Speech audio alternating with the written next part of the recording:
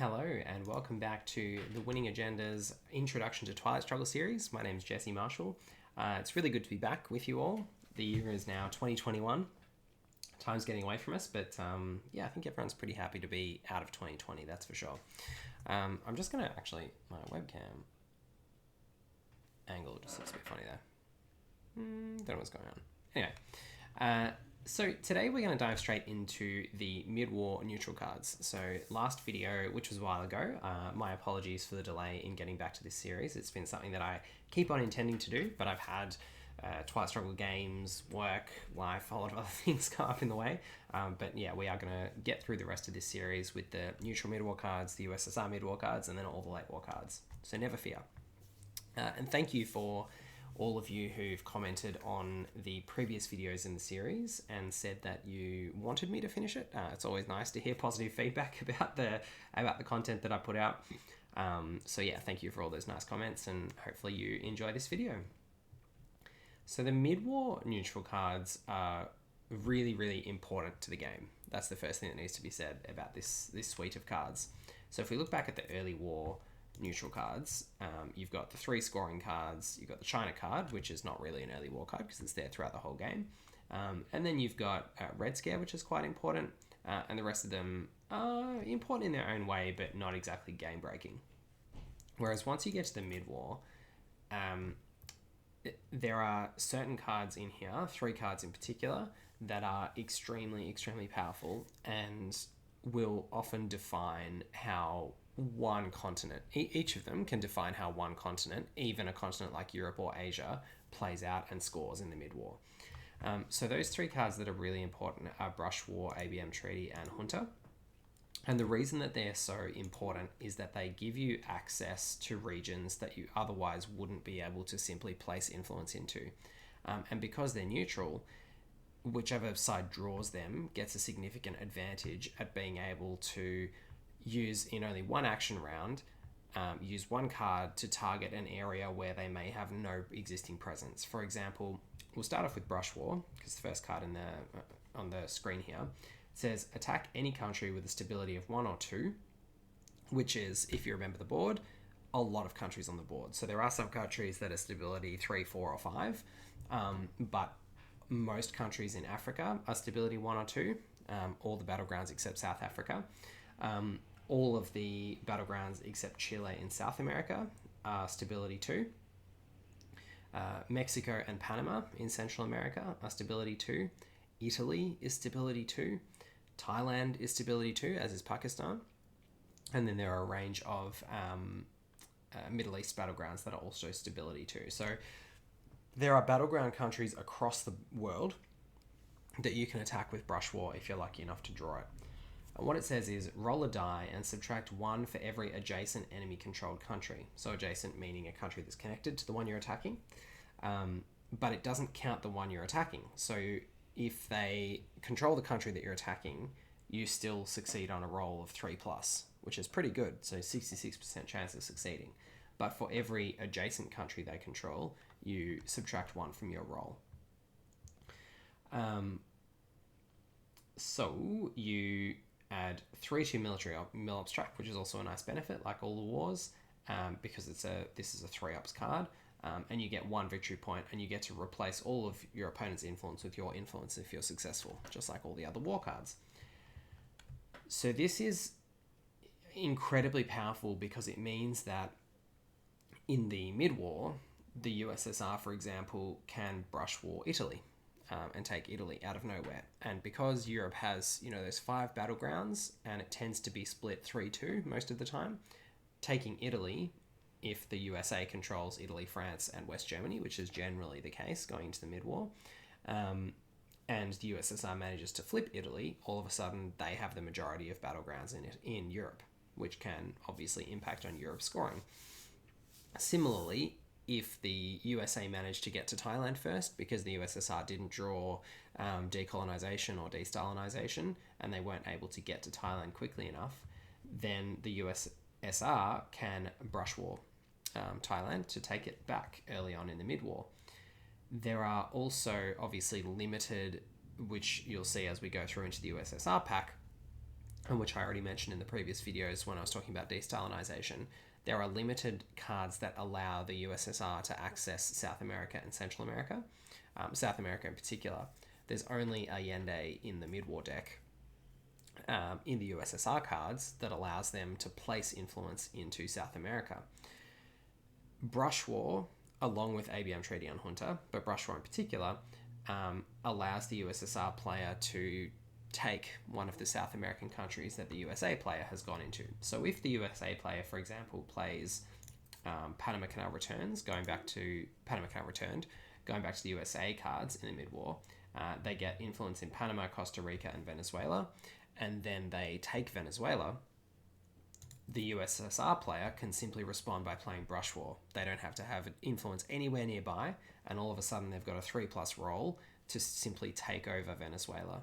And at that point, the USA player will have no other influence in South America, and if Defcon's at 2, they can't coup back in, and so they're stuck out of South America. The USSR player all of a sudden has access where they didn't before, and has in fact wiped the USA player out, and can then spread across South America. So Brush War can be really important for tilting, particularly early on in the mid-war, when the superpowers don't necessarily have presence across all of Africa or across all of South America.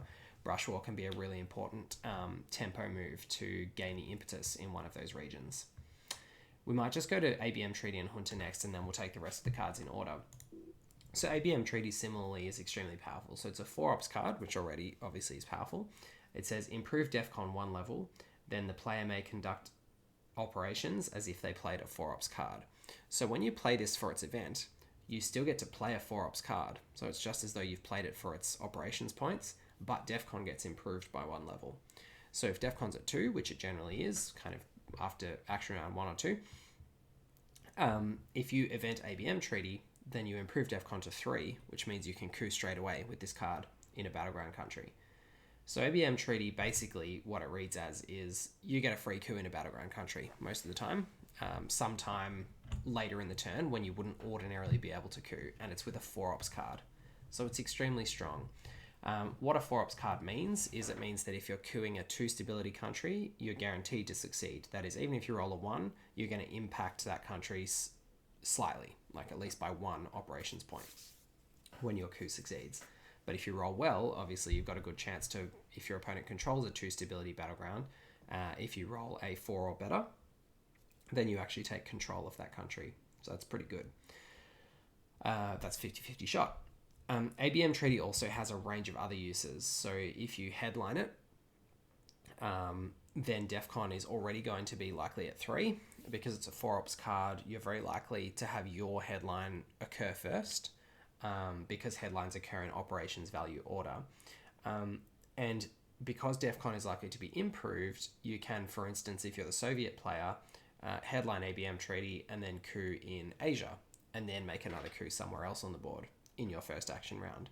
Or if you're the USA player, obviously you can also coup in Asia, which is something that you don't often get to do if you were to headline ABM Treaty and take Defcon to 4.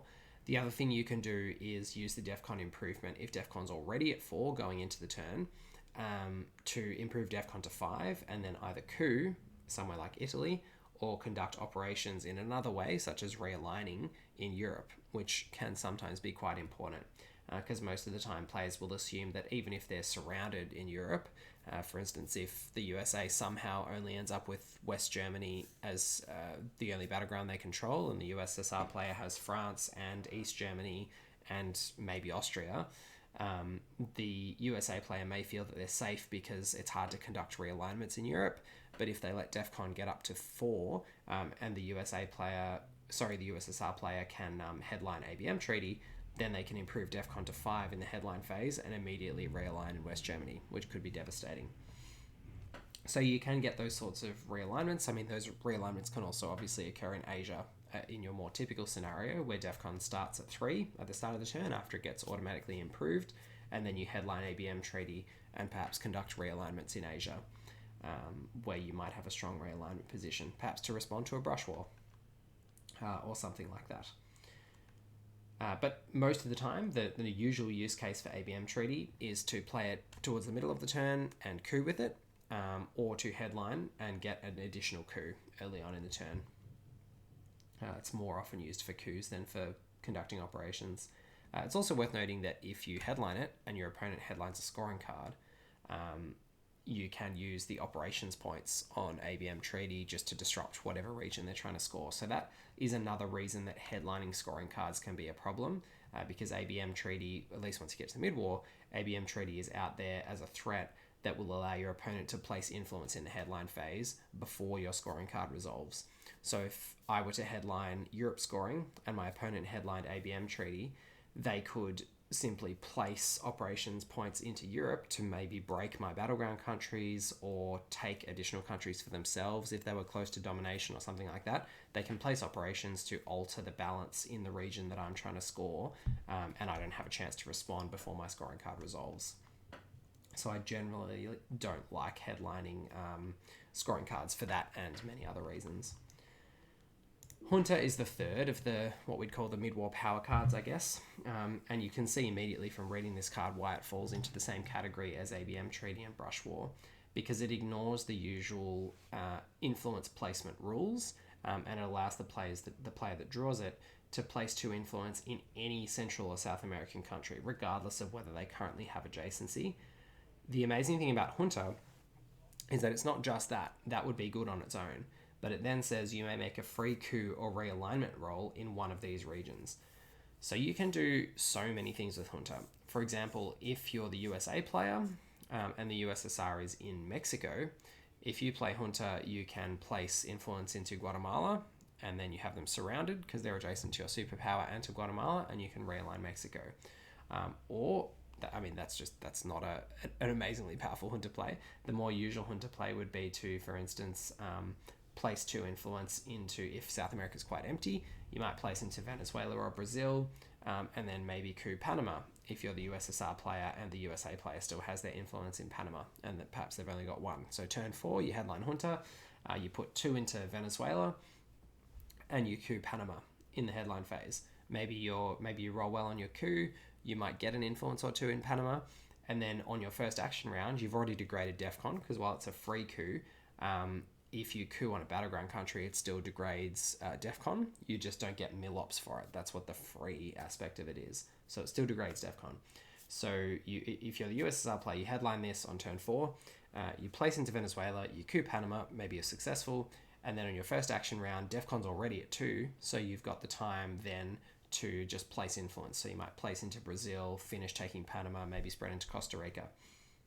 So it's extremely powerful because not only does it give you access to a region you didn't previously have access to, or a country you didn't previously have access to, and ignore the usual influence placement rules, but it also gives you 2 actions in 1 card, which is extremely rare in Twilight Struggle. It allows you to both place influence and coup, or place influence and realign. So Junta may be the best card in the game for that reason. I mean, it is confined to these 2 regions, but it is just extremely powerful.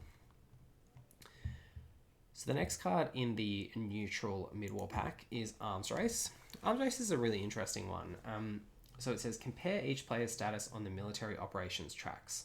If the phasing player has more military operations points, they score 1 victory point. If the phasing player has more military operations points and has met their required military operations amount for the turn, they score 3 victory points instead. So basically, at the time that Arms Race is played, if you, the player playing it, have more military ops than your opponent, you get 1 VP. If you have more military ops than your opponent and you have a number of military ops equal to the current Defcon value or greater, then you get 3 VPs. So 3 VPs for 3 ops is a pretty good exchange. So generally, if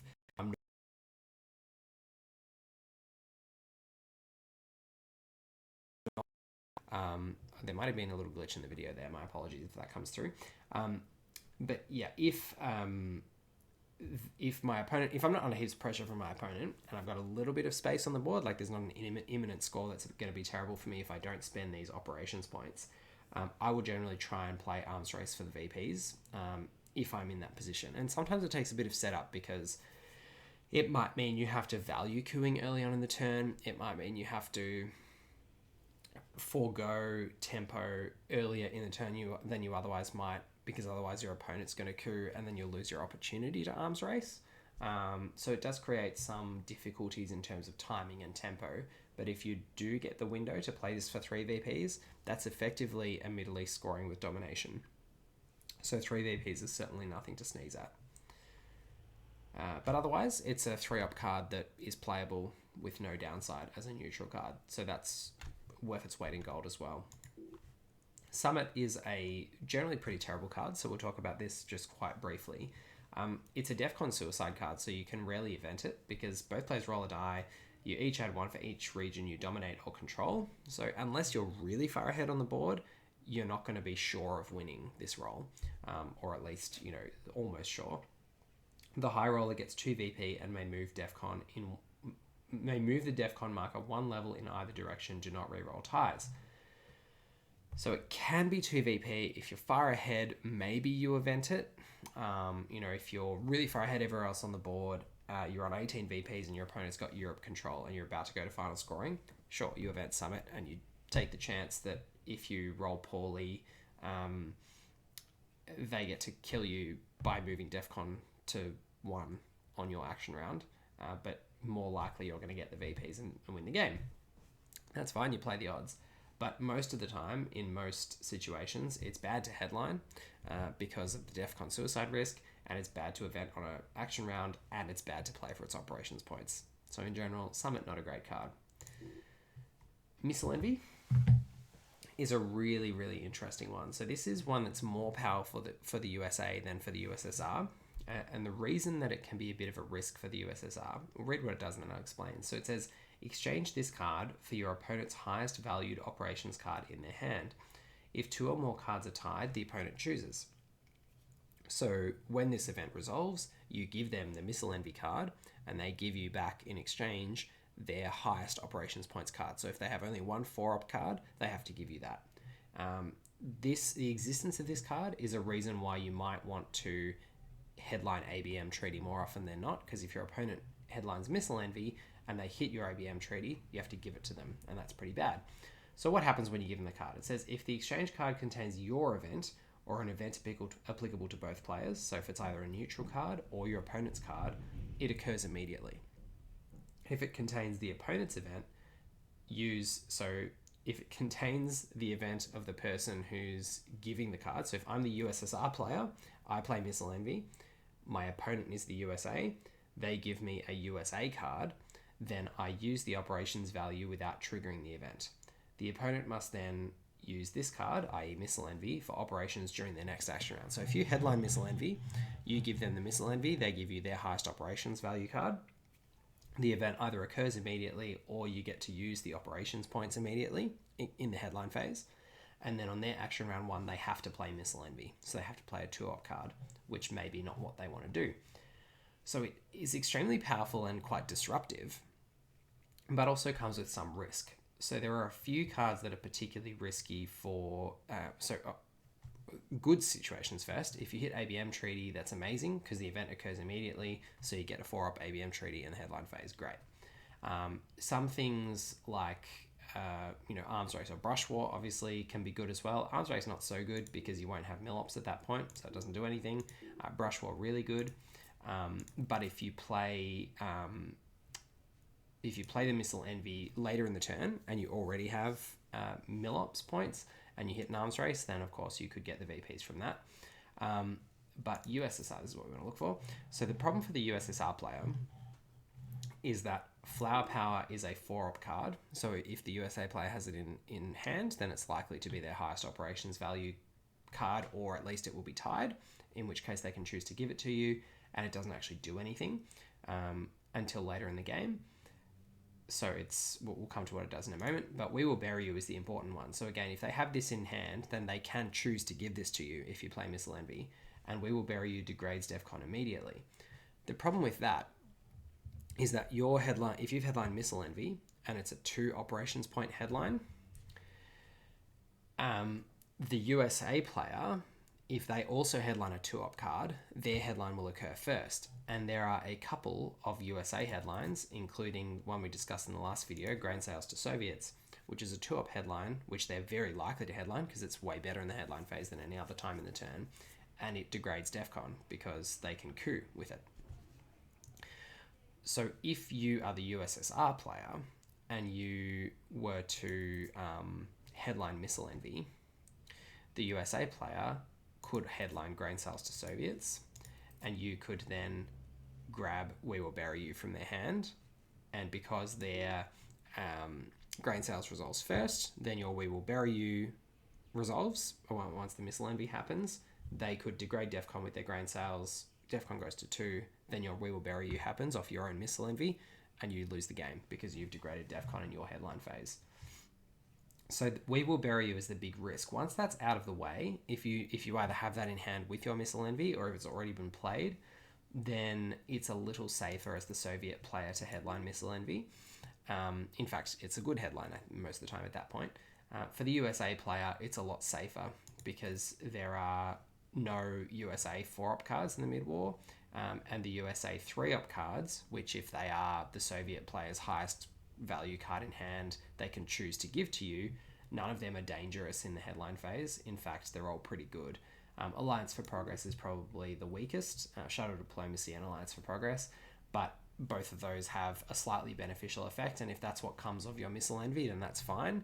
And at the very least, you've given them a 2-op card that they have to play in their first action rounds, which means that they can't do a 3 or 4-op coup in action round 1, which in and of itself is pretty useful. So as the USA, Missile Envy is a really good headline. As the USSR, it's a good headline, but only once you know where We Will Bury You is. Otherwise, you're taking a bit of a risk. Africa scoring and Central America scoring, we know what they do, but it is important to note that Africa, Central America, and South America come into the deck as scoring cards in the mid-war. So that means that those regions are able to be scored as soon as the first action round or the headline on turn 4. And what that means is that you want to be spreading into those regions, ideally by the end of turn 3, so that you've got a foothold in case you want to play these scoring cards early on turn 4. But if you can't get to them late on turn 3, then you want to be getting there as quickly as possible on turn 4 to stop your opponent getting advantageous scorings.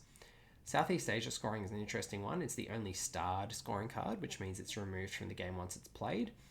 So it only occurs once per game, and it gives you a little bit of a bonus for controlling Thailand. You get 2 VPs for Thailand, and you get 1 VP for each of Burma, Cambodia, Laos, Vietnam, Malaysia, Indonesia, and the Philippines that you control. So it's a bit different to the other scoring cards. There's no domination, there's no control. It's just about the country count, basically. So it's 2 VPs for Thailand, and then 1 VP for each of the other Southeast Asian countries, which appear on the map with this double orange color. It's really important to note because it can be, so you can have 2 for Thailand, and then if you control all of the other countries, it's 3, 4, 5, 6, 7, 8 VPs. So that's a lot of VPs. So you need to be, as the USSR player particularly, since the USA player starts with the advantage in most of these countries, except for Vietnam, you need to be aware of Southeast Asia scoring, because if you ignore that region completely, not only do you have Asia scoring coming back reshuffled into the deck on turn 4, most likely, on turn 3, and most likely continuing to turn 4 unless it's been played on turn 3, but you've got Southeast Asia scoring also punishing you more VPs for not being in that region, so you need to be aware of that. Cuban Missile Crisis is the next card. So this is a really interesting one. It's a 3 operations neutral card. So if you are to headline it, it's pretty likely to occur first. It'll occur before things like Grain Sales to Soviets, which I mentioned already. It says set Defcon to 2.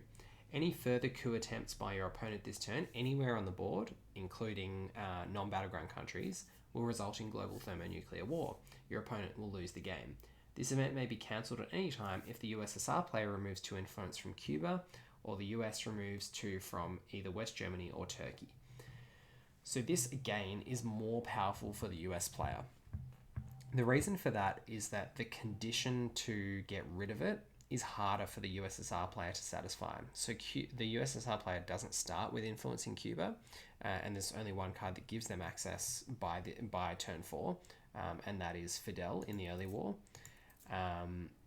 So remembering that Fidel says, remove all US influence in Cuba, USSR gains sufficient influence in Cuba for control. So if Fidel hasn't happened, or say it was spaced on turn 3, then the USSR player is relying on either junta, which they're unlikely to place into Cuba, or liberation theology, which is add 3 USSR influence in Central America, no more than 2 per country, and they may add some of that influence into Cuba.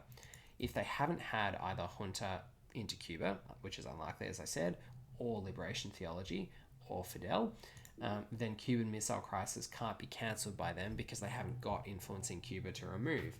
So what that means is that if the USA player headlines Cuban Missile Crisis and the USSR player doesn't have influence in Cuba, there is no way that the USSR player can make any coups anywhere on the board for the rest of the turn, which is extremely powerful. So if you headline that as the USA player and the USSR player is completely unable to coup for the turn, they can't coup non-battlegrounds, which means you can spread into non-battlegrounds. So you can go, for instance, make the jump towards Nigeria, or you can make other jumps in Africa, or you can move around South America, for instance, perhaps moving from Panama and going to Venezuela, and know that your opponent can't actually coup you to prevent you from doing that in the intervening action round.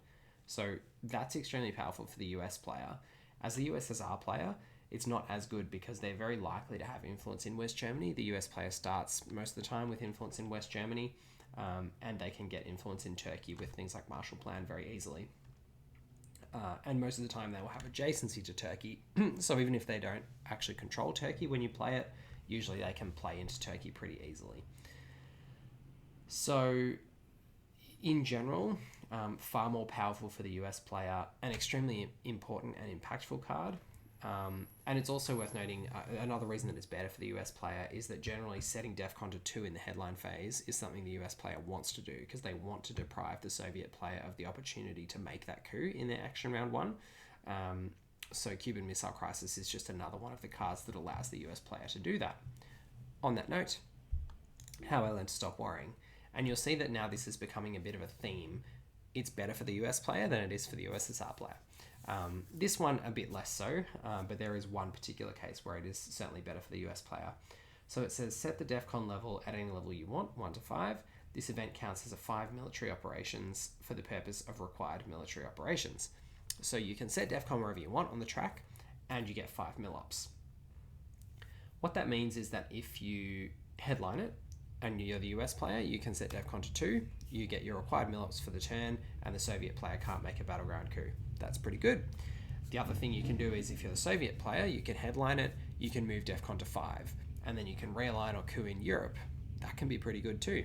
So this, at that start of the turn, can be really good. So it's quite a good headline, but at the end of the turn, it can also be really good for the US player. Or the USSR player if they know that, for instance, that the US player has a scoring card or something, or that their last action round is tied up with something else, and they won't be able to make use of it. So if you're the US player or the USSR player in that scenario and you know the US can't do anything on their last action round, you can event this on your final action round, move Defcon to 5, and get 5 mil-ups. And if your opponent has no mil-ups, you get 5 VPs for that when the turn ends, because you have met the required mil-ups, you've got 5, and they have failed to meet it by 5, which means the difference is 5, and you get those 5 VPs. And 5 VPs can be quite a significant swing. So you will sometimes see people do that. Obviously, the risk to doing that is if you're the US player and you do that on your final action round, if for some reason the Soviets have no mil-ups that turn, you set Defcon to 5, they get first use of that next turn, so they can coup you or realign you in Europe. So you just need to be aware of that. But it's one of those cards that can be quite swingy. It opens up the game. It can also be used to, as the US player, dispose of lone gunmen, for instance, by moving Defcon up to 5, so that you've got some breathing room to be able to play lone gunmen, or as the USSR player to play CIA created, and get that out of your hand. I just get rid of Defcon suicide cards. It's good that there are a few of these cards in the deck that let you manipulate Defcon for that reason. But yeah, it's a pretty fun card, one that I really like. ABM Treaty, we've already discussed. One small step is a very interesting one. So it says, if you're behind on the space race track, play this card to move your marker 2 boxes forward on the space race track, gaining the VP value of the second box only. So this can be really strong when you're on the first space race spot and your opponent goes to the second one, because you can leapfrog them and go to the third spot, which is 2 victory points for the first person to get there and 0 for the second person to get there. So if you leapfrog them and get there first, you pick up those 2 VPs and they have no opportunity to get VPs from that box. So one small step can be really, really strong. Remembering you can only play it if you're behind, but it is a good way to come back on space. Also, if your opponent's further ahead, you can deny them 1 or 2 of the bonuses that they're getting currently from space, which can be really, really good. Salt negotiations is very interesting. So it's a start event, which means it goes away. One small step doesn't. How I learned is also, I think, starred. Yeah, for some reason it's not appearing here as a start event, but it is a start. So is it removed from play if used as an event? Salt negotiations is also starred. Improved Defcon 2 levels. Further coup attempts incur a -1 die roll modifier for both players for the remainder of the turn, so it makes couing worse for everybody. But you get to sort through the discard pile and get back 1 non-scoring card after revealing it to your opponent. So, a few interesting things about Salt negotiations. 1, it improves Defcon 2 levels, which again means you can get rid of CIA created or lone gunmen, unless your opponent has a way to degrade Defcon 2 levels again, something like Cuban Missile Crisis, for example. But it gives you a good shot at doing that. It also lets you improve your hand size, which is really rare in the game. So because you play a card, you get a card, an action round completed, and you get to get back a card from the discard pile, you're actually improving your hand size, which means you get to hold 1 additional card for the turn, which could let you again survive something like Lone Gunman. Even if they do manage to get Defcon back down again, you get to hold an additional card over to the next turn, so you may not have to play your Lone Gunman. It also, though, is the only card in the game other than Star Wars, which is in the late war that we'll come to, that lets you do things with the discard pile. Particularly on sort of turns 5 and 6, once the discard pile is quite full, before the reshuffle that usually occurs on turn 7, you can get back the best neutral or one of your events from the bin, and that will usually mean getting back Junta or ABM Treaty or Brush War, which we've already discussed are extremely powerful, or getting back a really powerful event of yours, perhaps something like destalinization if that was really important, or decolonization, or grain sales to Soviets, Voice of America. There are a few targets, but being able to choose and get any of them back can be quite good. The disadvantage is that when you improve Defcon 2 levels by eventing this, your opponent gets the first use of that. So if Defcon's at 2, you improve it to 4, they get the coup in Asia. The offsetting part is that they get a -1 die roll, but it does mean that there are some times where you just won't want to event Salt negotiations because you're pretty comfortable with your board position. Getting something out of the bin is okay, but it's not really better than just using this for the 3 ops. So I'd say probably like maybe 60 to 70% of the time this gets just played for the 3 operations points, but having it there as an option is very good, and it's certainly a good headline. Again, as the USSR player, if you headline this, you can get Defcon up to 5, and that means that you can, on your first action round, then realign in Europe and things like that. So it's very good when you can have this and then your next action round. So the USA player might do it at the tail end of the turn. It's a good AR7 play. You get back ABM Treaty or something else from the discard pile, and then you headline that, because you then know that you're going to get the first use of the improved Defcon, and you don't get the -1 die roll because it's carrying over to the next turn. So that's pretty good, salting for ABM Treaty as the USA player at the end of the turn. But at the start of the turn as the Soviet player, you similarly might want to event Salt negotiations, reclaim something from the discard pile, and then coup Europe or realign Europe or do something else. So it just opens up a whole lot of different options, similar to how I learned to stop worrying. Junta we've discussed, and Latin American Death Squads is, along with Summit, probably the weakest of these cards. So it just says it's a 2 ops card, mostly played for ops, very rarely evented. All of the players' coup attempts in Central and South America are +1 for the remainder of the turn, while all opponents' coup attempts are -1 for the remainder of the turn. So you'll sometimes see this evented where South America and Central America are the only regions that are unscored. Perhaps you really want to move from Brazil to Argentina via Uruguay, So you want to give your opponent a disincentive to coup you out of Uruguay as you move through there, and give yourself an opportunity to coup them back if they do decide to take that coup at -1. You then get to coup them back not just at neutral but at +1. So to allow yourself to make those sorts of moves, this can be quite important and quite useful, but it's rare that the turn will be set up in such a way that that is the obvious thing you know you're going to want to do, and you don't have better opportunities to do something else in the headline phase. But it does come up from time to time. So Latin American Death Squads is there, and yeah, sometimes gets evented, but usually as a headline, very rarely during the turn. So that brings us to the end of the neutral mid-war cards. We'll be back with the rest of the USSR mid-war cards, some of which I've already mentioned, in the next video. Thanks for watching. I've been Jesse Marshall for The Winning Agenda. See you next time.